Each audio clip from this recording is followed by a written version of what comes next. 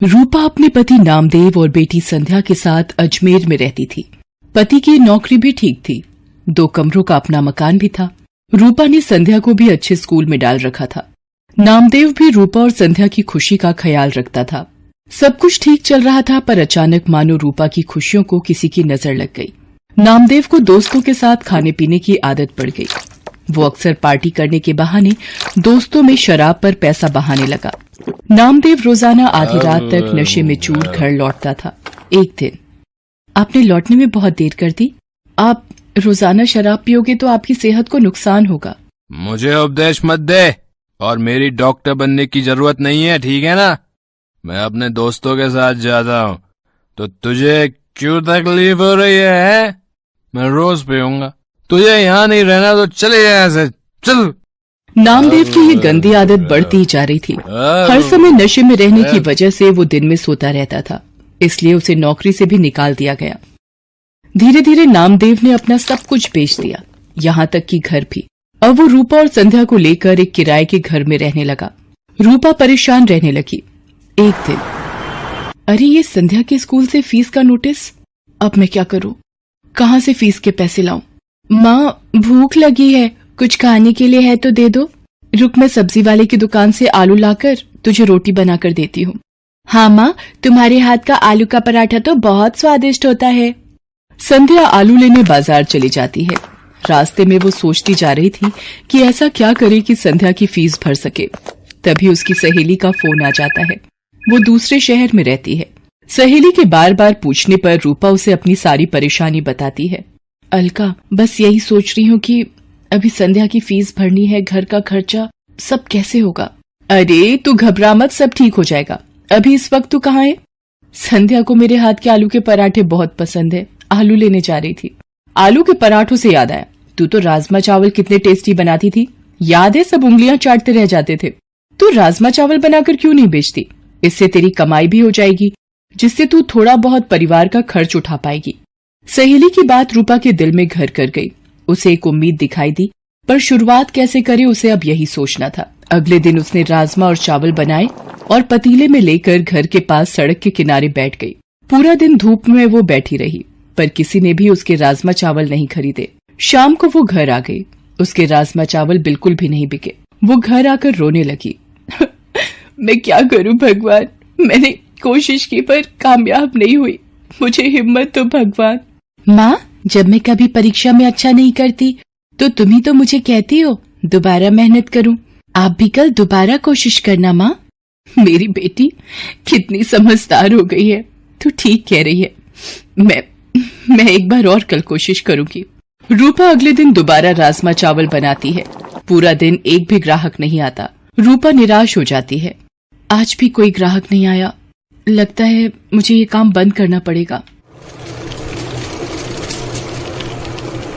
अब आपके पास कुछ खाने को मिलेगा?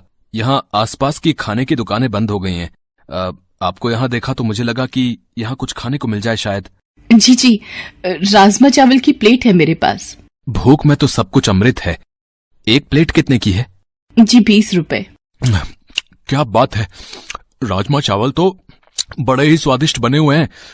आपको पहले तो कभी नहीं देखा यहाँ, क्योंकि मैं पहले कई बार आया हूँ इधर। जी अभी शुरू किया है। ये लो आपके 20 रुपए। पूरा दिन बीत जाने के बाद एक प्लेट ही बिकी थी रूपा की, पर इस एक प्लेट के पैसों ने उसे हिम्मत दी थी। रूपा अगले दिन राजमा चावल लेकर ही बैठी थी कि पिछली रात वाला ग्राहक दोबारा आया। आपने पहचाना मुझे? कल आपके राजमा चावल बहुत स्वादिष्ट लगे, तो मेरे पार्टनर दोस्त को भी खिलाने आया हूँ। आप 2 प्लेट बना दीजिए। अभी बना देती हूँ साहब। धीरे धीरे 1 से 2 व्यक्ति देखते देखते अब रूपा के पास ग्राहक आने शुरू हो गए थे। रूपा कमाए हुए पैसों से संध्या के स्कूल की फीस भरना चाहती थी, पर एक दिन, ये ट्रंक में क्या छुपा रही है? दिखा जरा, दिखा मुझे। ये रुपए मैंने संध्या के स्कूल की फीस के लिए जोड़ कर रखे हैं, ये मत ले जाओ। देख, मेरे दोस्त मेरा इंतजार कर रहे हैं, ये रुपए दे मुझे, दे इधर, दे। नामदेव रुपए छीन कर ले जाता है। रूपा रोने लगती है। वो सोचती है, ऐसे तो ये सारे कमाए हुए पैसे शराब में उड़ा देंगे, मुझे कुछ रुपए संध्या के भविष्य के लिए भी जोड़ने होंगे। धीरे धीरे रूपा का काम चल जाता है। वो एक ठेला किराए पर ले लेती है और अब वो ठेले पर राजमा चावल बनाकर बेचने लगी। समय बीतता गया। रूपा की जिंदगी 15 साल आगे चली गई। संध्या भी पैसों की कमी के कारण 10वीं तक ही पढ़ाई कर पाई। वो भी अब माँ के काम में हाथ बटाती थी। रूपा मेहनत करते करते थक गई थी, पर उसकी एक जिम्मेदारी अभी बाकी थी। वो थी संध्या की शादी। एक दिन रूपा की वही सहेली जिसने फोन पर बात की थी, रूपा से मिलने आती है। आज तुझे इतने सालों बाद देखकर मेरे आंसू नहीं रुक रहे। मेरी प्यारी सहेली रूपा, ये तूने अपना क्या हाल बना लिया है। गरीबी के थपेड़े तेरे चेहरे पर आई झुर्रियों में बयान हो रहे हैं। अरे तू बैठ अलका, संध्या से मिल। ये मेरी बेटी संध्या है। संध्या, ये मेरी मेरठ वाली सहेली अलका। अलका मौसी, माँ आपको बहुत याद करती हैं। रूपा, मैं इसलिए तेरे पास आई थी कि एक अच्छे घर का रिश्ता है। संध्या भी वहाँ खुश रहेगी। अलका, अगर मेरी ये जिम्मेदारी पूरी हो जाए तो मेरे लिए बहुत खुशी की बात है। ठीक है, फिर मैं बात कर लेती हूँ लड़के वालों से। रूपा को तसल्ली हो जाती है कि संध्या की शादी हो जाएगी। एक गरीब बेटी की शादी करना गरीब की सबसे बड़ी चिंता होती है। रूपा की सहेली अलका रिश्ता पक्का कर देती है। रूपा को ये था कि संध्या की शादी के लिए पैसे जोड़ने हैं, इसलिए वो सुबह जल्दी जल्दी उठकर ज्यादा खाना बनाने लगी। सुबह से लेकर रात तक ठेले पर खड़े रहना। एक दिन रूपा को चक्कर आता है और वो गिर पड़ती है। संध्या चिल्लाती है, माँ आंखें खोलो माँ, मैं अभी डॉक्टर को बुला कर लाती हूँ। I am sorry, she is no more. Body से ज्यादा काम लिया है इन्होंने। कमजोर शरीर ये झेल नहीं पाया, इसलिए बीपी बढ़ गया और हार्ट अटैक आ गया। संध्या की तो मानो जिंदगी ही रुक गई। उसकी माँ चली गई। वो बिलक बिलक कर रोने लगी। तभी नामदेव आ जाता है। वो भी मरी हुई रूपा के आगे रोने लगता है। संध्या उसे कहती है, बापू, मेरी माँ के शरीर को हाथ मत लगाओ। आज आपकी वजह से मेरी माँ इस दुनिया से चली गई। मुझे माफ कर दे मेरी बच्ची, मैंने ये क्या कर दिया प्रभु। रूपा, मुझे माफी मांगने का मौका भी नहीं दिया तूने। मेरे पापों के कारण तू चली गई। संध्या माँ की याद में दिन भर उदास बैठी रहती थी। नामदेव भी अब संध्या की चिंता में परेशान रहता था। वो कोई काम ढूंढने भी क्या जाता। सब उसकी पुरानी बुरी आदतों को जानते थे, इसलिए काम नहीं देते थे। एक दिन अलका रूपा से मिलने आती है और उसके मरने की खबर सुनकर वो भी बहुत दुखी होती है। वो नामदेव को संध्या के रिश्ते की बात बताती है।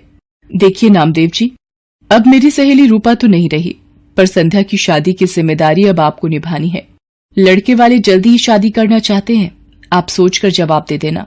अलका के जाने के बाद नामदेव सोच में पड़ जाता है कि उसके पास तो एक पाई तक नहीं जो वो संध्या की शादी कर सके। वो रूपा को याद करके रोने लगता है। तभी एक आदमी आता है। जी नमस्ते, मेरा नाम मोहन है। रूपा जी के बारे में पता चला, सुनकर बहुत दुख हुआ। आपको कुछ काम था रूपा से? जी, एक दिन मैं रूपा जी के ठेले पर राजमा चावल खाने आया था, तभी उनसे बात हुई। मैं जरूरतमंद लोगों के लिए एक बैंक योजना चलाता हूं। रूपा जी भी मेरे पास रुपए जमा करवाती थीं। वो जब भी पैसे जमा करने आती तो यही कहती थीं कि मेरी बेटी संध्या की शादी में काम आएंगे। आज वही रुपए मैं देने आया हूं। पिछले दिनों उन्होंने मुझे फोन किया था कि बेटी की शादी के लिए जरूरत है तो मैं उन्हें दे दूं। ये लीजिए, ब्याज मिलाकर 3.5 लाख रुपए उनके बैंक में जुड़े हुए हैं। आज उन्हें देने आया था। रूपा, तुम अपनी जिम्मेदारी निभाना नहीं भूली। जाते जाते भी अपनी बेटी की शादी की जिम्मेदारी निभा गई। संध्या बेटी, देखो, तुम्हारी माँ की तरफ से शादी का तोहफा ये अंकल जी लाए हैं। संध्या भी ये सब देखकर रोने लगती है। उन रुपयों को नामदेव संध्या की शादी में लगा देता है और संध्या को ढेर सारा आशीर्वाद देकर विदा कर देता है।